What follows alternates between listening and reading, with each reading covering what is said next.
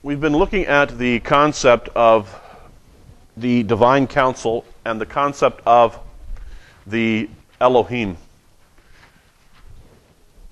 Remember what I said that we had prior to the creation of humanity, we had the creation of the Elohim, these little gods, so to speak, these spirit beings. And today we're going to run into them once again. There are two types of Elohim, if I can put it in that, at least two major categories of Elohim. The Elohim were given the choice as to whether they would obey God or not obey God. Those who obeyed him are called Malachim, messengers. Those who did not obey him later become what we would call demonic forces, demons. Okay? They rebelled. And they have a leader who at times is called Satan, the adversary. He leads the rebellion, so to speak. He is the prosecutor in this divine council. Now, segue, if we talk about, I talk to those within mainline, and I'm speaking here very broad category. If you were to ask most mainline Christians, let's talk about Yeshua the Messiah or Jesus Christ. Let's talk about Jesus Christ. If I were to ask most Christians, let's talk about Jesus Christ, what scriptures should we go to discuss Jesus Christ? And most Christians would say to you, well, that's easy. Matthew, Mark, Luke, and John. And oftentimes people will say to me, you know, I don't think you talk about Jesus Christ enough. You know, you don't focus on Jesus Christ. So, today I want to focus on Jesus Christ. So let's go to Genesis chapter 18.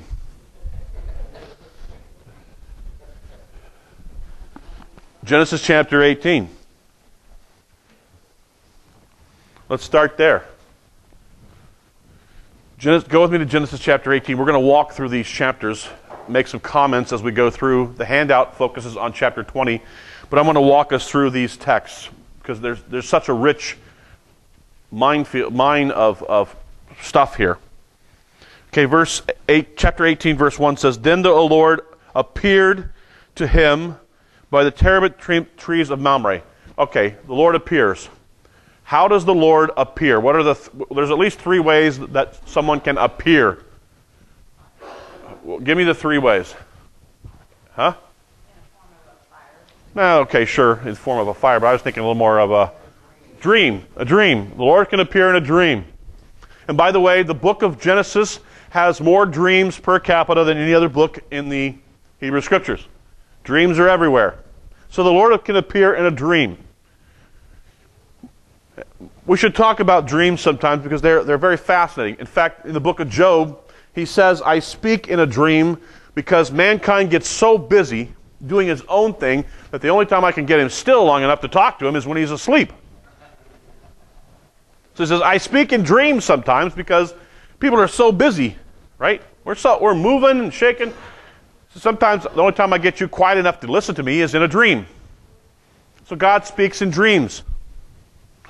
And to me, dream interpretation is a fascinating phenomenon. And in the ancient Near East, the concept of dreams and God speaking through dreams was a very prevalent and prominent thing. Like I said, Genesis has more dreams than any book of the Hebrew Scriptures. They appear everywhere, it seems like. What's the other way that God can appear? Vision. A vision is where you just have this appearance of something. It's almost like a hologram. God is kind of there in a vision. Okay, this chazon, this vision, he's there. And you can kind of see him, and it's kind of there in your mind's eye. Now we have a third one today in chapter 18, which is he's going to actually appear in physical form. God is actually going to appear in physical form. Look what happens. Verse 18. Then, and this is the The Lord, Yod-Heh-Vav-Heh, appeared to him by the terebinth trees of Mamre. So Yod-Heh-Vav-Heh appears. And he was sitting in the tent door in the heat of the day. So he lifted his eyes and looked, and behold, 3 men were standing by him. Okay, now we have 3 men. So I've got Adonai, or Yod-Heh-Vav-Heh, and 2 men. We're later going to find out that these 2 men, they're all described as men, the 2 men are Malachim. They are messengers. Okay? Later on in Greek, we're going to call them angelos, from which we get then angels. But their angel just simply means messengers. And where do these messengers come from? These 3 men come from the realm of the Elohim. We have Yod-Heh-Vav-Heh, and I believe that this one who comes down is Yeshua. So that's why I say I want to talk about Jesus Christ. I can go to Genesis chapter 18 because that's him. We have deluded ourselves into thinking that the only place we can find Jesus Christ is on the Gospels. But I believe that Jesus Christ can be found in Genesis if we know who and what we're looking for. And this is why Yeshua can talk about, hey, I've already been here. This is not the first time I've been to this realm. First time I've been to this realm for this long and in this way, but not the first time I've been here. So we need to think more in terms of who this one is. It scares me a little bit, not a lot of bit, it scares me a lot, when I hear fellow believers saying things like, and they say to me this, the God of the Old Testament, the God of the Old Testament, as if there's 2 gods. I start to get a little worried when I hear, well, we have Jesus over here, but he's kind of doing his own thing. And we have Yod-Heh-Vav-Heh over here, he's doing his thing. And the 2 are so separate from each other, they're so diametrically opposite of each other. And the truth is, they are one and the same. Inseparable. Distinct, but inseparable. I don't know, and it's a mystery. They're distinct, but inseparable. Yes? We also find it in creation. Yes. Yeah, Elohim. It's just assumed. In the beginning, Elohim. These Elohim are there. The Elohim are actually there before creation. Job 38. When the morning stars sang at the creation, these Elohim, this classification of Elohim, they were there before the beginning, before we get to Genesis 1. Because by the time of Genesis 3, like we said, all of a sudden we have cherubim. And nobody's told us, where did the cherubim come from? These ones with the sword. Where did they come from? We don't know. Unless you have to read on and find out later on. What I'm saying is this. High Christology brings us to the place that we understand that Yod-Heh-Vav-Heh comes down. He came down over and over and over again. Look what happens now. Watch what happens here. He says, verse 4, please let a little water be brought and wash your feet and rest yourselves under the tree. And I will bring a morsel of bread that you may refresh your hearts and that you may pass by, inasmuch as you have come to your servant. They said, do as you have said. So Abraham hurried in the tent to Sarah and said, quick, make ready 3 measures of fine meal, knead it and make cakes. And Abraham ran to the herd, took a tender and good calf, gave it to a young man, and he hastened to prepare it. So he took butter and milk and the calf which he had prepared, and he set it before them. And he stood by them under the tree as they ate. Okay, now, I'm just going to make a quick mention of this because it affects traditional Judaism. I don't know how you get by with this one. I mean, I know how they get by with it, but they do it in run later on. But I mean, it's pretty clear in chapter 18, that he puts meat and milk together for them. I mean, you got butter and milk and the calf. So that's meat and milk. So the notion that meat and milk were separated is a later accretion to the whole concept of separating dairy and meat. Okay, that's I got to tell you, one time, true story. I'm in Israel. I go there with a group of fellow believers, but they don't understand the meat and milk issue.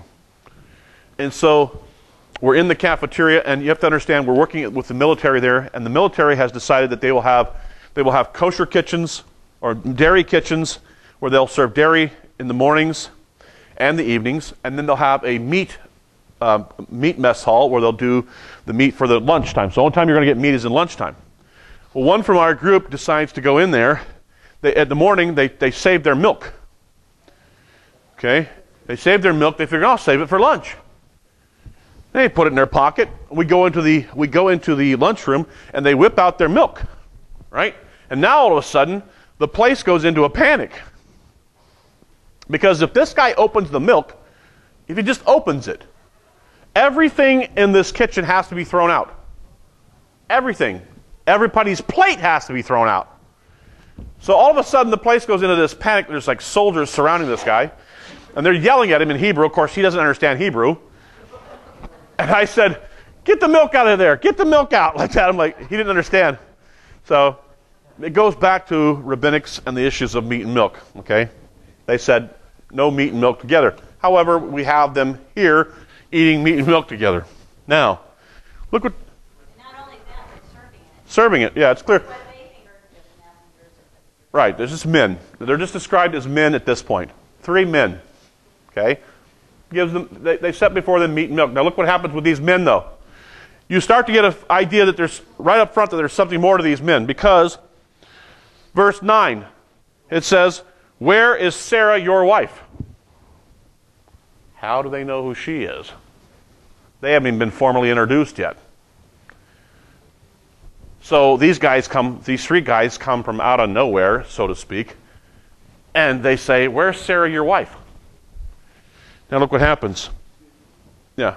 Back to verse 3, he says, Yahweh, if now I have found favor in your sight. My Lord, yeah, my Lord. Actually there, Adonai. This is Adonai there in 3. Yeah. So he's just being very deferential.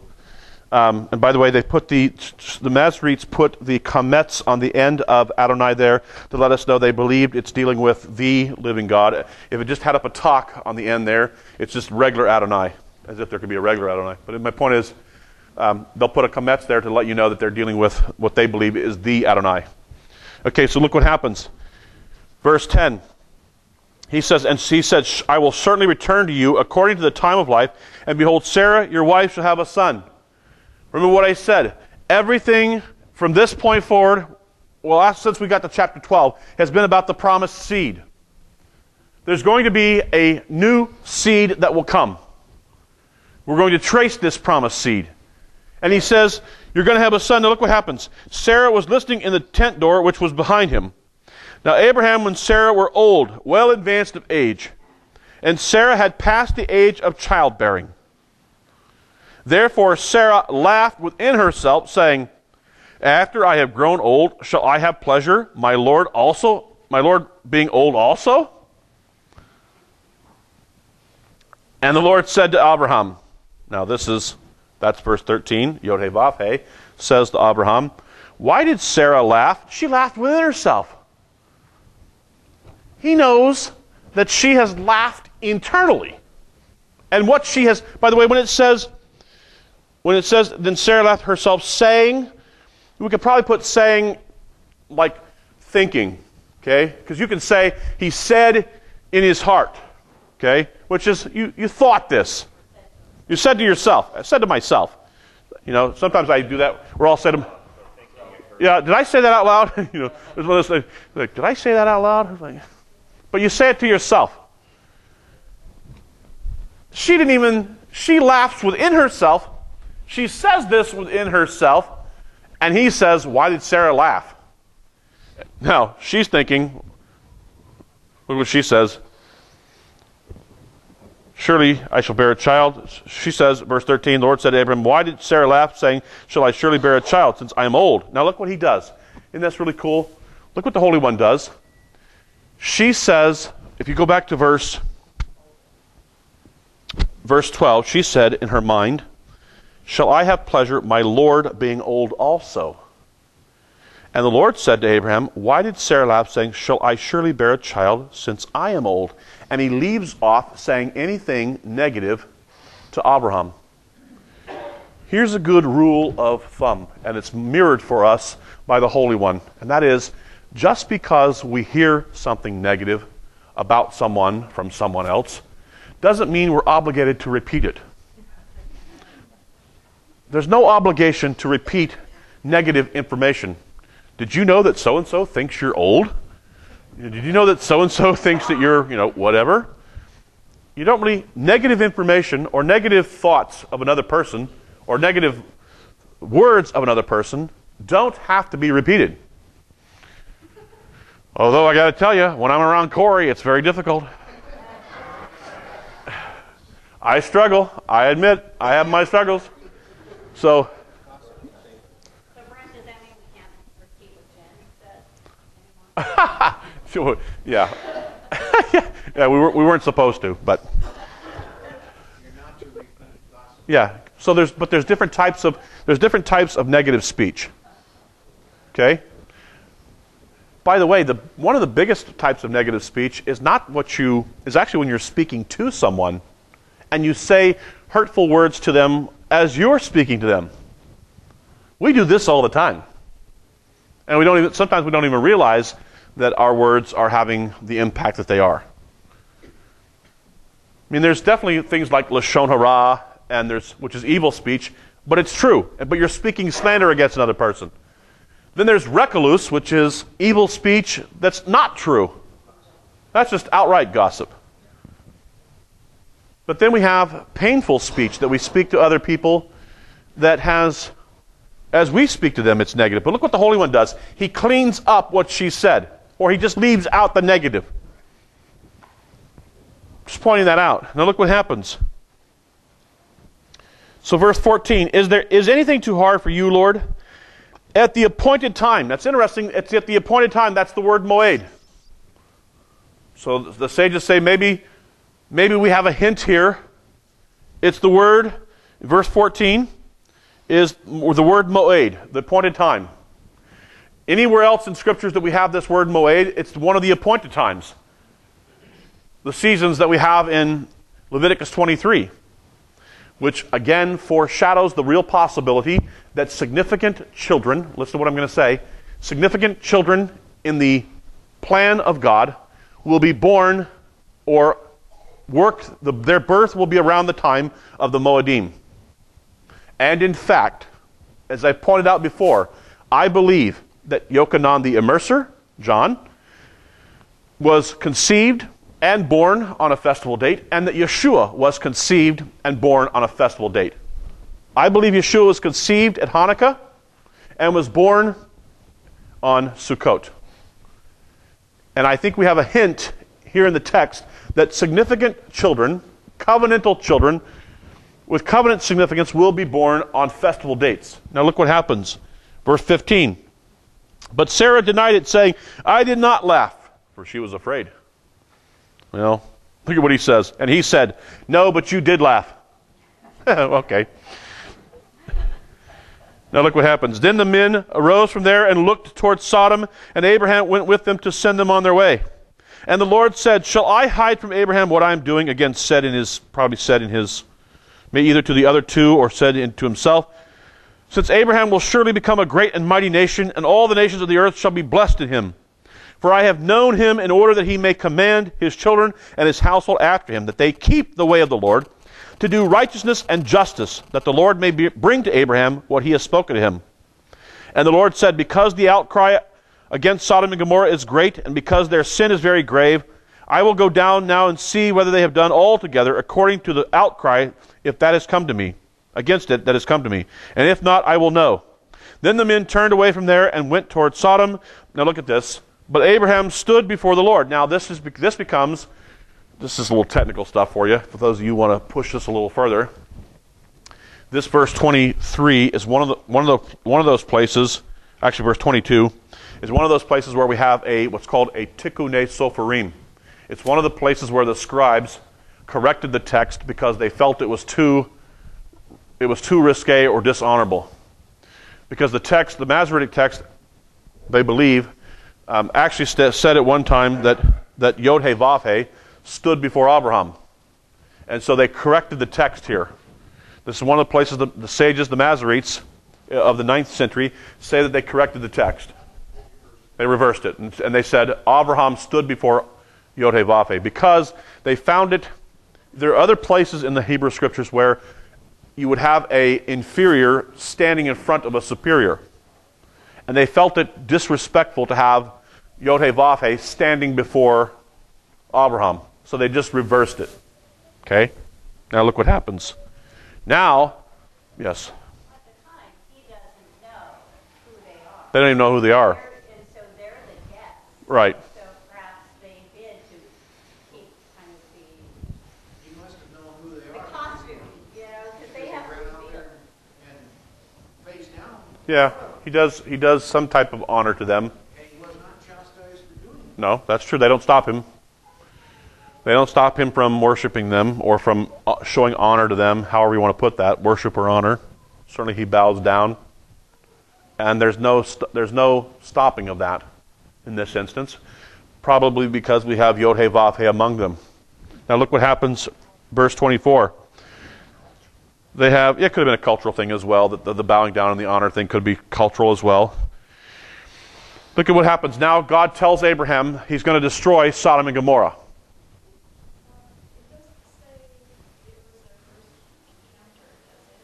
No. Right. There may be some, and I think, in fact, by the way, I've said this before. I think we've talked about this before. The familiarity, we're going to get to this in chapter 22. The familiarity of Abraham now, with the voice of God in chapter 18 is, I think, what gave him the ability to know that in chapter 22, who was asking him to sacrifice his child. Because if you weren't sure about that voice, you'd be going, is there anybody else up there? If you hear this, go and take your son, your only son, the one you love, and sacrifice him as a whole burnt offering, you might be thinking to yourself, I'm not so sure. I'm getting old. Maybe I'm not hearing correctly. I could have swore he said, take your son and offer him as a burnt offering. So the very fact that Abraham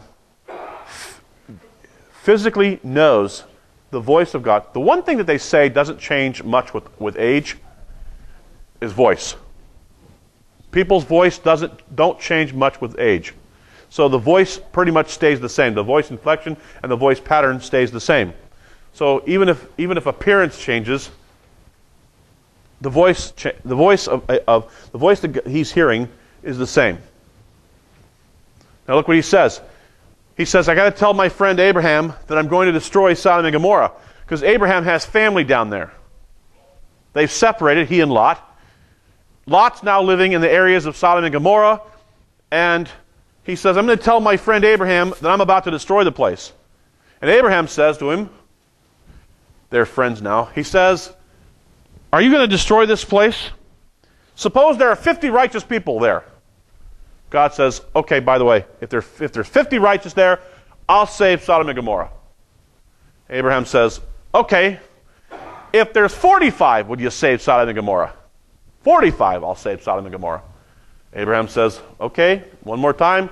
If there's 40, will you save Sodom and Gomorrah? And they work this all the way down to 10. He says, if you find 10 righteous people in Sodom and Gomorrah, I'll save it. Which tells us a little bit something about about biblical prophecy. Please hear what I'm about to say on this. With regards to the character of God, the character of God doesn't change. He's always who he is internally and intrinsically. However, with regards to judgment, oftentimes God will say, this is what I'm going to do, and it sounds emphatic, it sounds like this is sealed, but in fact, oftentimes with God, when he's pronouncing judgment, there is a contingency to it, or a what I would call contingency or conditionality. In other words, I'm going to destroy this place, and that's all I want you to hear about, but I'm also offering you hope if you're willing to return and come back to me, but I'm not going to say that. So the prophet just comes and says, 40 days and Nineveh will be overturned. That's the way it is. And everybody else says, who knows? Maybe he will. There was already a contingency and a conditionality built into the prophecy of judgment. So, I'm going to destroy Sodom and Gomorrah, unless there's some righteous people there that make it worth saving. And if you can find me 10 righteous, okay, then I'll save it. Now look what happens.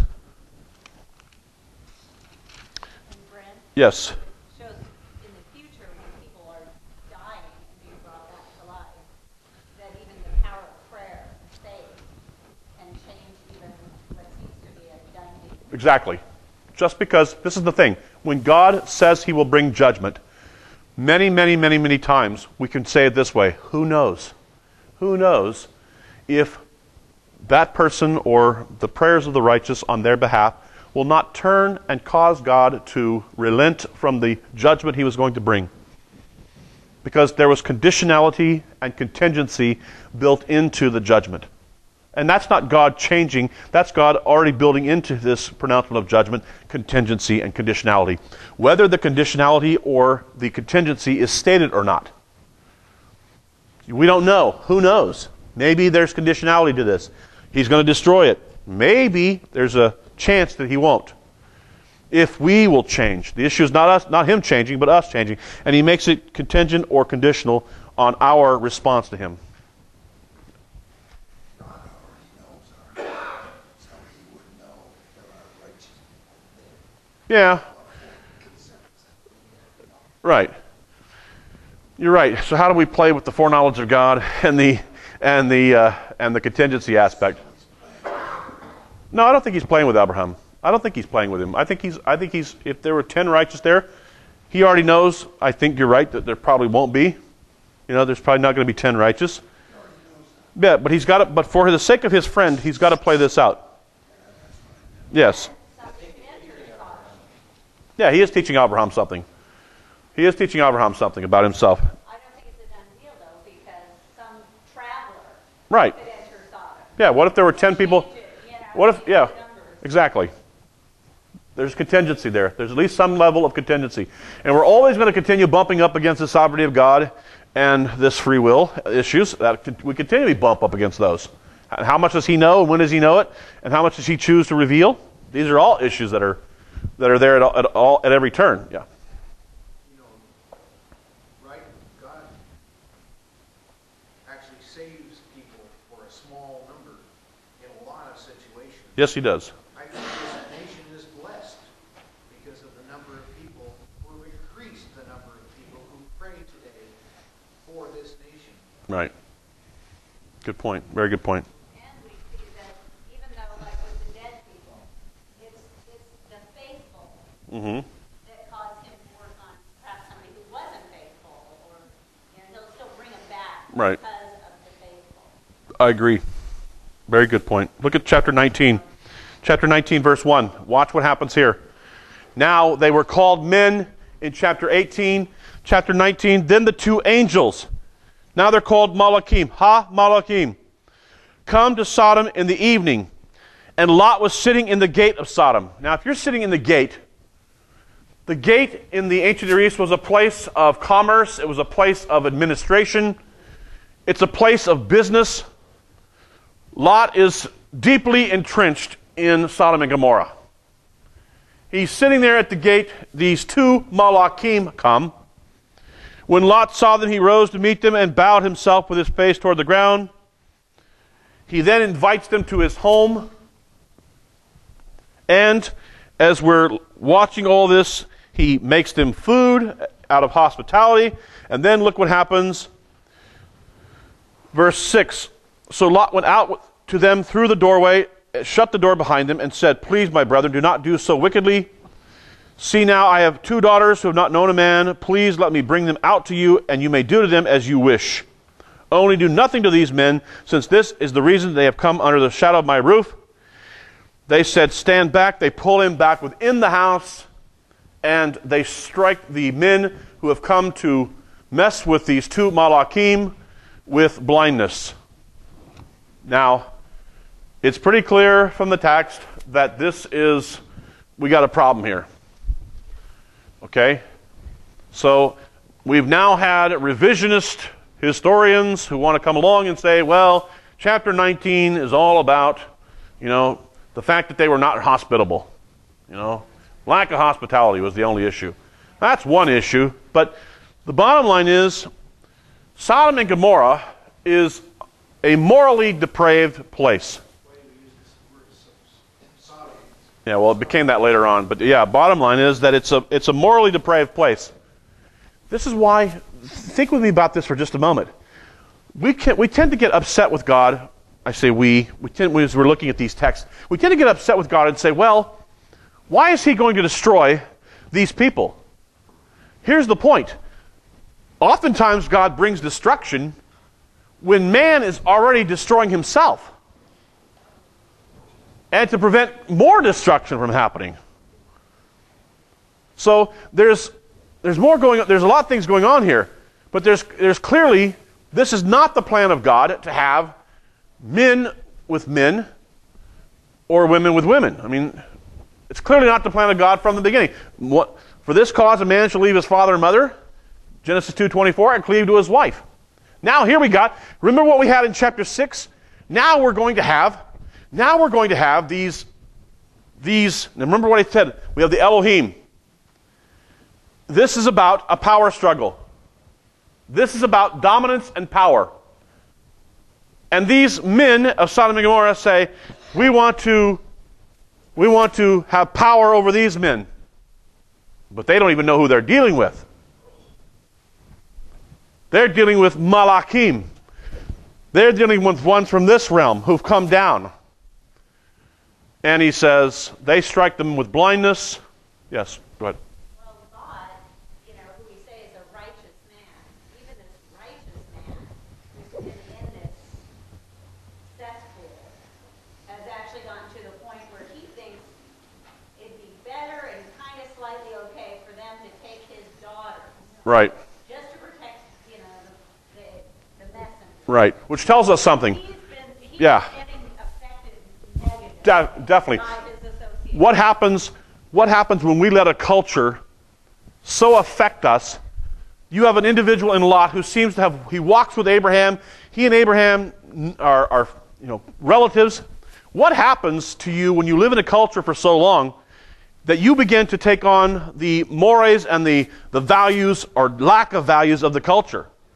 How twisted has your thinking become when you think that rather than letting these Malachim culturally be molested, you'll give your two daughters to... That's how twisted this has gotten. And by the way, don't think the girls didn't take notice of Dad here. Because later on, they're going to say, let's mess with Dad. They don't care about Dad anymore. Because you know what? Dad didn't care about them. So later on, they're going to say, who cares what happens to him? See? You treat others with contempt, others have a way of coming back and treating you with contempt. And as a father, your job is to protect your children. That's one of your responsibilities, is to make sure your children are protected from predators. I mean, that's one of your roles. By the way, and I'll just say it this way. We were talking about this last night. Do me a favor. You don't want me on your jury. Use one of your peremptories. Make sure your lawyer uses one of your peremptories. If you mess with a child,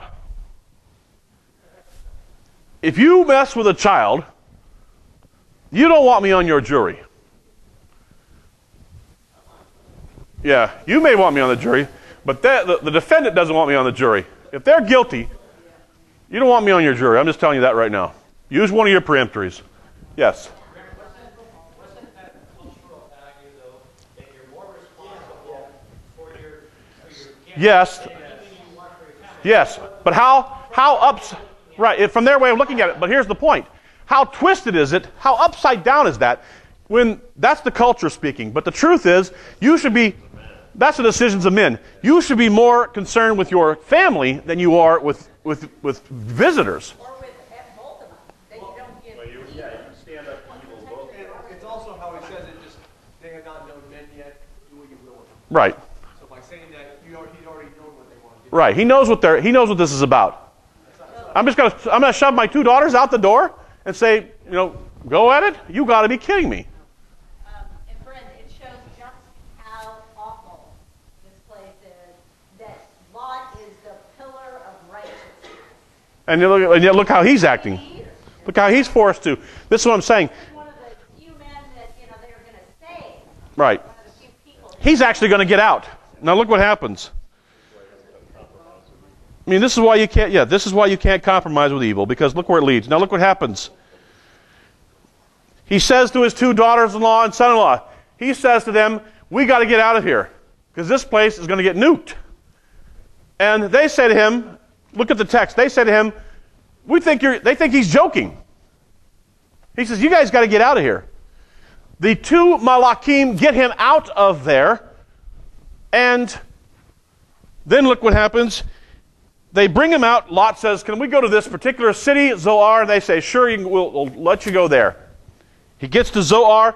His wife, she looks back. Right? They're told, don't even look back. She looks back, and she becomes an amud, pillar, amud of salt. Whatever happened there, she just crystallizes. Boom. Wow. Well seasoned.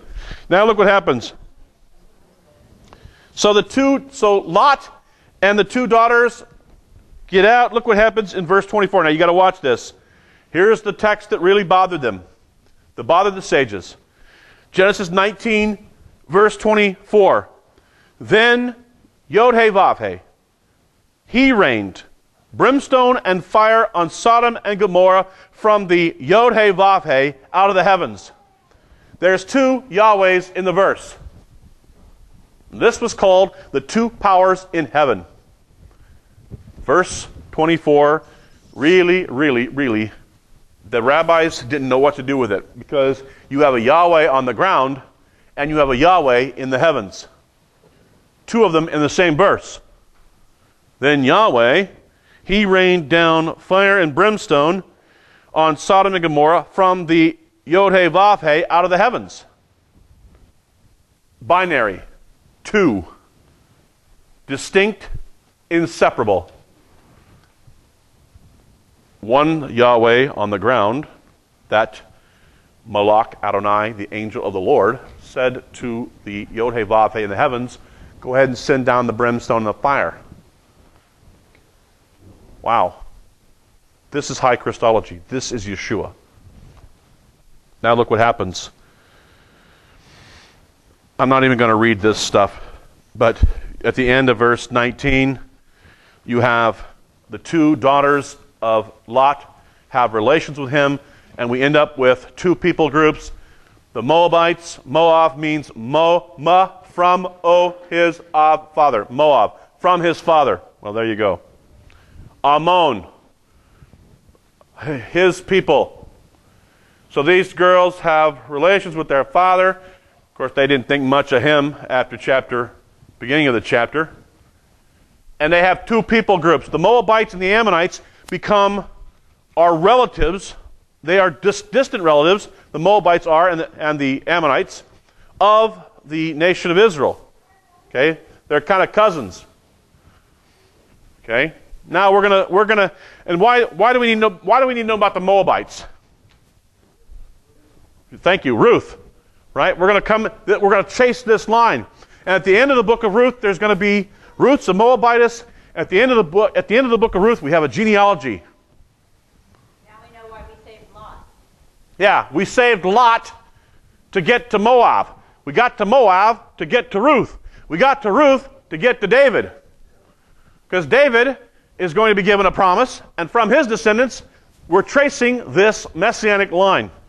We had to know about the Moabites, though, and where they come from. Remember what I said? It's all about him. It really is all about him. Because he's going to create another race. So we needed to know where the Moabites were coming from. Now look what happens, chapter 20. Abraham goes to the south, verse 1. They dwelt in Kadesh and Shur. And look what Abraham does. Here's this stalwart giant of the faith. He comes to Avimelech. Avimelech means my father is king. Maybe a title, maybe a name. And he says, Sarah is my sister, which is half true, but deceptive nonetheless. And Avimelech says, well, if that's his sister, then I could marry her. Now, look what happens. God comes to Elimelech in a dream. So here we know it's a dream. So he appears to him in a dream and says, look at this. Indeed, you are a dead man because of the woman whom you have taken, for she is a man's wife. Remember what I said, though. Judgment can be contingent, conditional. But here it sounds like, well, it's a done deal. You are a dead man. How do you like that one? In a dream, God just says, you're a dead man because you have another man's wife. Elimelech wakes up and he says, verse 4, Elimelech had not come near her. And he said, Lord, will you slay a righteous nation also? Did he not say, she is my sister, and she even herself said, he is my brother? In the integrity of my heart and innocence of my hands, I have done this. And God said to him in a dream, again, yes, I know that you did this in the integrity of your heart, for I also withheld you from sinning against me. How do you like that one? Therefore, I did not let you touch her. Touch there. Now therefore restore the man's wife, for he is a prophet, and he will pray for you, and you shall live. But if you do not restore her, now here's the contingency, know that you shall surely die, you and all who are yours. Contingency. Conditioned. So Abimelech rose early in the morning, called all his servants, and told all these things in their hearing, and the men were very much afraid. And Abimelech called Abraham and said to him, what have you done to us? How have I offended you, that you have brought on me and my kingdom a great sin? Verse 11, Abraham said, because I thought, surely the fear of God is not in this place, and they will kill me on account of my wife. But indeed she is truly my sister. She is the daughter of my father, but not the daughter of my mother. Half-truth. And she became my wife. Now look what he says. And it came to pass when God caused me to wander from my father's house that I said to her, this is your kindness that you should do for me. In every place wherever you go, say of me, he is my brother. Then Abimelech took sheep. Now look at what happens. Sheep, oxen, and male and female servants, and gave them to Abraham, and he restored Sarah to his wife. And Abimelech said, see, my land is before you. Dwell where it pleases you. Thus to Sarah he said, behold, I have given your brother 1,000 shekels of silver. Indeed, this vindicates you before all who are with you and before everybody. Thus she was rebuked. Now look what happened. Verse 17. So Abraham prayed to God, and God healed Abimelech, his wife, and his female servants. Then they bore children. And the Lord had closed up all the wombs of the house of Abimelech because of Sarah, Abraham's wife. Look what's happening. Remember what I told you? It's all about him. It's all about the promised seed. What does Abraham do? He puts his wife at risk. He puts her into the hands of a foreign king. And God says, fine, close up the wombs. Appears to Abimelech in a dream, says, you got another man's wife, I'm going to kill you. Well, that should get your attention. Abimelech says, I was innocent. I didn't know. He told me he was his sister. So then he says to Abraham, why did you do this to me? Abraham says, I thought you were going to kill me for my wife. So he loads him up. Abraham gets blessed. More sheep, more silver, more stuff. Abraham is wealthy to the hilt. And God blesses his socks off. He's going to have a child, though. He was told he's going to have one from his own loins. But what's God waiting to happen? He's waiting for the impossible. They're way too young. They're way too young to have a child. I mean, they're only in their 90s. So he's got to wait till they get a little older. Because here's the point. The promised seed will not come by the power or will of man. It will come by divine gifting as a miracle. And how can you get any more miraculous than this? If I were to tell you, now, work with me here for just a moment. There's going to be an Elohim. Well, actually, it's going to be the Elohim. He's going to come, and through the power of his Spirit, he's going to impregnate a woman. You'd look at me like, welcome to the Twilight Zone. And yet, one from this realm is going to eventually impregnate one on this realm. And it's going to be the promised seed, the seed that we're looking for, the descendant that we're looking for all along. And God says, I'm going to close up all the wombs in this area until Abraham and Sarah are out of this region. I'm going to protect the promised seed. And in the meantime, I'll bless Abraham. And there's only going to be one descendant. Abraham's only going to see one of these descendants. Abraham and Sarah, they try to help God out. Because we know that God needs help. Not so much. But this is how we think. Now, chapter 21. Hold on just a second. Come back to the questions in just a moment. Now look what happens. This is an important text, so I want to focus on it for just a moment. We know that in chapter 15, Hagar was given, Hagar, the foreigner, was given in Egypt to Abraham. He gets all these servants and all this stuff. Eventually, Sarah and Abraham concoct this plan where she says, look, go to Hagar, have a son with Hagar, and this will be your heir. God says, that's not what I planned. Later on, Abraham says, I'll adopt Ishmael, because that's acceptable. I'll adopt Ishmael, he'll be Eliezer, my servant. Eliezer, my servant, will be my heir. This is acceptable in the culture. And again, God says, no, I don't want that. So, plan A of Abraham and Sarah, no go. Plan B, no go. God says, one from your loins. But they're not old enough yet. He wants to make sure that they're past the age of having children. So it's a miracle. Then he gives Isaac to them. Now look at what happened. Verse 9 of chapter 21. I'm just going to focus on this part and then we'll move to chapter 22. And Sarah saw the son of Hagar the Egyptian, whom she had borne to Abraham, that's Ishmael, scoffing. What do your translations say? Mocking, making fun of. Anybody else? What do your translations have there?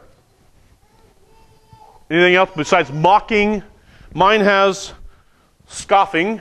How many of yours has playing? Anybody have that? Okay. All right. So, what's going on here? First of all, we know that Ishmael by this time is around 14 years of age. Okay. Isaac has just been born.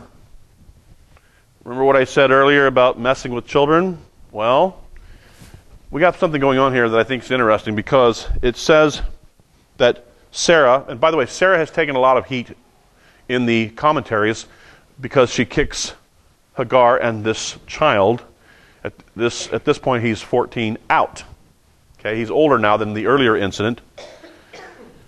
Earlier incident, you have a little problem with Sarah kicking her out because it seems there's a lot of pettiness there. But bottom line, jealousy, not good. Hagar comes back. Now the child's 14, Ishmael, and Isaac's just been born. And she says, she sees him, and the text says, we translation-wise, we have scoffing, mocking. Okay, but here's what's interesting. The Hebrew word there is mitzakek. Okay, what's interesting is if you go over to chapter 26,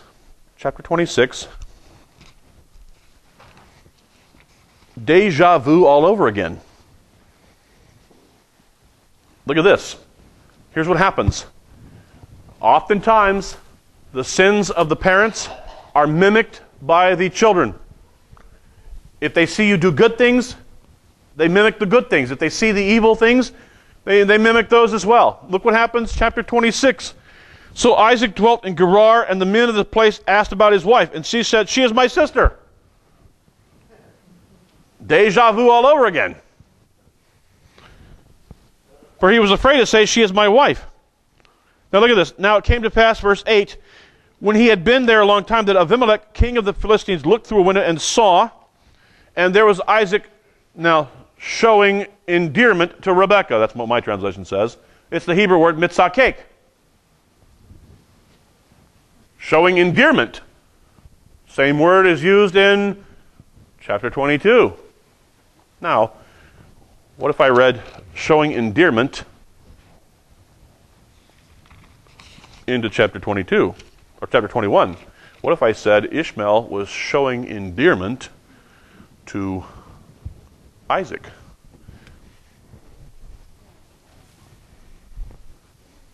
Changes the picture a little bit. Let me suggest at least the possibility that Sarah walked in on something that was wrong. Very, very inappropriate. I'll just leave it at that. That's where I'm going to leave that one. And when she saw the inappropriateness between Ishmael and Isaac, she said, that one, that old one right there, the 14-year-old, he's got to go. And I don't blame Sarah for wanting him to go, if that's what she saw. Well, we should explain the reaction. Yeah, the reaction was pretty severe, and just get him out of here. Okay? Huh? Rebecca? That's 20.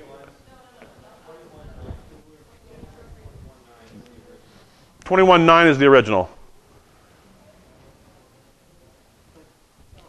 And the same word is used in 26:8. Brent, in my Bible has for that 26:8, Fondling. Okay, that changes it too. really makes it. Yeah, yes. Because here, look at this. My point is this. The same word is used in 21 and 26. The same word is used. Whatever was happening in 26, let the king know that these two were married. He sees something going on between these two and says, they're married. Yes.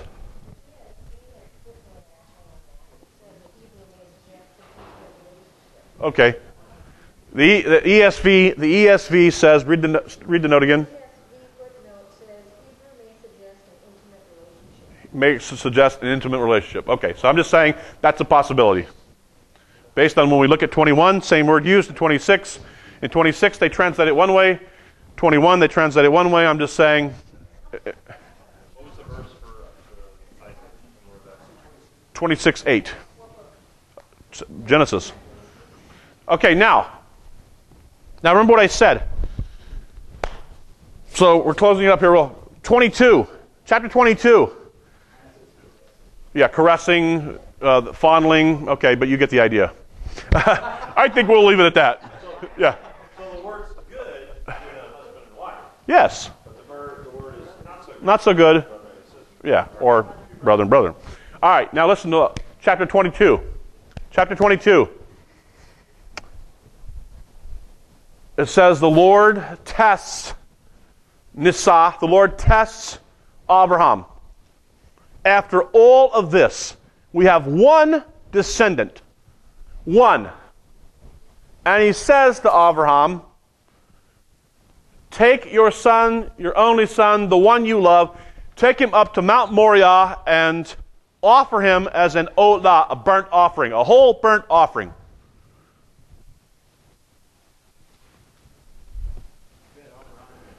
And Abraham has got to be thinking to himself, wow, okay. I've waited all this time, and now we finally have the promised child, this one that we were supposed to have, and now you're telling me to go and sacrifice him to you. Abraham doesn't even tell Sarah what he's doing. Remember what I said, guys. Sometimes you got to keep some things from your wife. No, I didn't say that. That's not my point. Sorry. Although I will say this: the opening of chapter 23 says, "And Sarah died." The sages say that he came back and she said, "Where did you guys go?" And this is the Midrash, and he says, "Well, we went to Mount Moriah." This is, what were you guys doing there? Well, I was gonna slaughter our son. And she goes, you know, what? So, some kind of she dies there, chapter 23, right at the heels of this. Now, Abraham says something very interesting, though. Remember what we said? God brings life out of death. He's able to take the dead womb of Sarah, and out of that bring life. That's a picture of resurrection. He can bring life out of death. Now, we have this child. He's told to sacrifice it, and Abraham says, we will go up, we will worship, and we will return. And the writer to Hebrews says, Abraham believed by faith that if God was going to take this promised child, he would have to resurrect the promised child. Abraham had resurrection faith but God had prepared that in him by seeing the fact that life had come out of death in the womb of his wife. He had prepared his thinking in this. And he'd heard his voice before. Abraham goes up there, and then what happens? The angel of the Lord appears again. This is Yeshua. And he says to Abraham, Abraham, Abraham. He stops, and there is this ram caught in the thicket. It becomes a replacement. And the two of them go down together. Now, fast forward to our Haftorah reading, which was 2 Kings chapter 4. You remember what that's about. Resurrection as well. This woman doesn't even want a child because she's given up on the possibilities. The prophet comes to her and says, God has said you're going to have a child. And she says, don't do that to me. Don't do that to me. That's cruel. I'm past the ability to have children. And he says, I'm telling you what the Lord has said. The Lord has said he's going to give you a child. See, the ability to have children and the gift of children comes from God. This is why life is sanctity. There's a sanctity of life because it comes from God. He closes up wombs. He opens wombs. He's the one who gives life. And he says to this woman, the prophet does, you're going to have a child. She says, oh man, that is really cruel. He says, no, I'm telling you, God has said you're going to have a child. Sure enough, she gets pregnant. She has a child. The child has some kind of disorder. Something goes on. There's a fever in this child. And the child dies, and she comes to the prophet and says, why did you even give me this child? What is with you and God giving me this child if the only thing you were going to do is take it away? Why the charade? The prophet says, look, just take me to the child. And then he spreads out over this child, mouth to mouth. He goes, lays on this child, and this child begins to, the heat comes back in his body. There's a resurrection. Elisha has two resurrections. Because Elijah has one resurrection, Elisha is going to have two resurrections. Although Elisha is going to have a post-mortem resurrection. Here's an interesting, fascinating story. It only takes up about 2 or 3 verses in the biblical text. They actually bury Elisha. 2 guys, they have him in this tomb, this rocked tomb. 2 guys are burying one of their friends. They hear an invading army come, and they figure, you know what? We got to get out of here. So in haste, they throw the body of their friend into the tomb, and it hits the body of Elisha. And as soon as it hits the body of Elisha, it comes back alive. And this guy walks out of the tomb, their friend that they just were going there to bury. He walks out, and they go, what? He just walks out. He hits the bones of Elisha and walks out. Elisha has 2 resurrections to his credit then. One after he's dead. But hey. So, the ability to resurrect was, my point is this, that the concept of resurrection, the power of resurrection, was built into the warp and woof of the Hebrew Scriptures. The concept was not foreign to them. Abraham believed in it. He had seen it on 2 occasions. By the time we get to Elisha, not unusual. Hold on. 1, 2, and 3. Go ahead. 1. Yeah, here. I find it interesting when they're talking about Abraham having to send Ishmael away. It talks about that he gets up early in the morning. Mm-hmm. Just like when he gets up in the early morning with Right. Isaac. Right. So you're supposed to link those two. You are. And you think, how painful it'd be to be bringing Isaac out and losing him because he's already lost Ishmael. Right. There wasn't email. He wasn't getting updates knowing that Ishmael is okay. Right. As far as he's concerned, Ishmael died that day. Right. He's gone. And so you can imagine just how painful. Right. And they want you to remember. Right. He's already given up one son. Right. Right. He had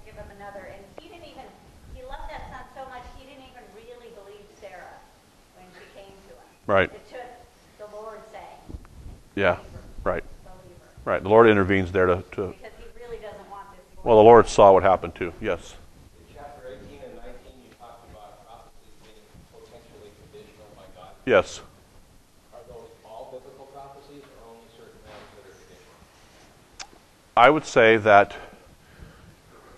with regard to contingency or conditionality, that you have in the prophets where God says, if I give a prophecy and they don't repent, then I will do it. If I give a prophecy and they do repent, then there's the possibility that I too will relent. So, well, Jonah's an example of that. But the point is that I think the thing is that with any time God gives to answer your question, any time that God gives a prophecy of judgment, be careful of too quickly saying, well, it's going to happen because he said it's going to happen, because there may be a conditional aspect to it. We just don't know until we get to the end. The reason I ask that is in Revelations and of course in Daniel, there are end-time prophecies. Right. How many of those are actually conditional? That's a good point. Yeah. What if prophecy that we have in the apocalypse is conditioned upon man's response? Is it a done deal, or is it contingent, conditional upon man's repentance? That's a great question. Yes. Yeah. In 20 and 21, chapter 17, or verse 17 to verse 20, Abraham realizes that it was because of his sin of lying that Abimelech's wife's womb was closed up. Mm-hmm. And it was only after he prayed and repented of that in verse 21, Sarah's womb was opened and she conceived. Right. Right. Good point. Good point. Good point. Very good point. Yes. I don't know how accurate this is on Rob's thought. It seems that the contention is if you repent, like you were saying, if you repent, then okay, it's going to happen. But in Revelation, doesn't it say because you have not repented? Right. Because you are lukewarm. Right. Right. Not if. It's just as much as conditional. Yeah, although this does raise the question. Maybe there are places in the prophets where God does say, this is going to happen, and nothing's going to stop it. Okay? When he says that, then you know nothing's going to stop it. It's done. However, if we don't have this notion of that this can be stopped, if there's silence on that, at least hold open the possibility that there's contingency, conditionality. But you're right, if it says this will happen, nothing can stop it, language, then yes. So we have to go with where the text is leading us, but you're right, if it says this will happen, nothing stops it, then yes. And that happens in the prophets as well. Yeah, but there are times where, like for instance, you have one of the prophets, or he comes to the king and he says, you're going to die. Because and the king says, well, I want to live a little bit longer. Can you go back to God and ask if I can live a little bit longer? And he says, okay, God's going to give you another 15 years. And he's like, okay, great. I'll take another. Yeah, what a deal. I'll take the 15 years, So, contingency.